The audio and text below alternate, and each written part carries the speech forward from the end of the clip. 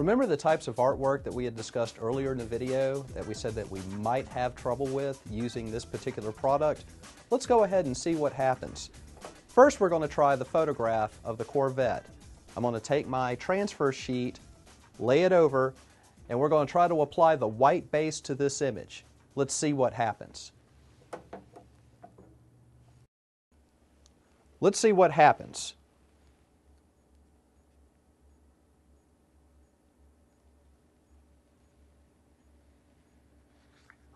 Once we peeled away our transfer sheet, you will notice these dropout areas here in our image. These dropout areas were because we had either white or a very light concentration of toner where the white base from the transfer sheet did not properly adhere. Let's see what happens when this image is applied to a t-shirt. We went ahead and applied the transfer to our t-shirt, 375 degrees, 30 seconds. We let the shirt cool down for a couple of minutes and I removed the backing sheet, and this is the result I got. As you can see, the areas where there was white or light color in the image now appears as dropout spots on the shirt, which is why we're saying when it comes to photographic output, instead of using ImageClip Laser Dark, you might want to use a traditional opaque material. Also remember, if you have any white within your image and you want to keep that white within the image, it's best to use a traditional opaque material instead of this product. Now let's go back to our test with the fountain fill with our base colors. As you can see from this image, I have a black, cyan, magenta, and yellow, and then a red, blue, green, and RGB process black here that I'm going to do with my gradient fill test. Here, the fill is starting at 100% concentration, scaling down towards 0. We're going to apply the transfer sheet to apply the white base, and we're going to see the results.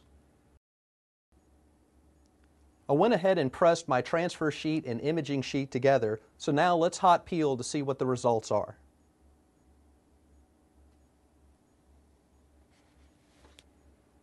As you will notice from this test result, when the black coverage got below 50%, the white base did not adhere properly. On our cyan and magenta process colors, they're about at 40%. Same holds true with the yellow. When it comes to your RGB colors, your red, blue, green, at about 30% coverage, we didn't have enough toner base for the white powder base to properly adhere. And again, with our RGB process black at about 50%. Let's go ahead and press this transfer to our t-shirt to see the finished result. I went ahead and applied the gradient fill test to our t-shirt, again at 375 degrees, 30 seconds firm pressure. Waited a couple of minutes before I removed the backing sheet, and here is my finished result. Again, as you will notice, when it comes to your black, whether it's a CMYK black or an RGB black, you need to have at least 50% coverage in order to get enough toner laydown for the white base to properly adhere. When it comes to your cyan, magenta, and yellow, as well as your red, blue, and green in an RGB process, it's probably best to have about 30 to 40% toner coverage in order to get the white base to properly adhere. If you're working with an image that has a gradient fill, you might want to check to see what the concentration of that fill is. If it's below 30 or 40%, you might want to increase the fill slightly in order to make sure you get proper white base adhesion with your transfer sheet.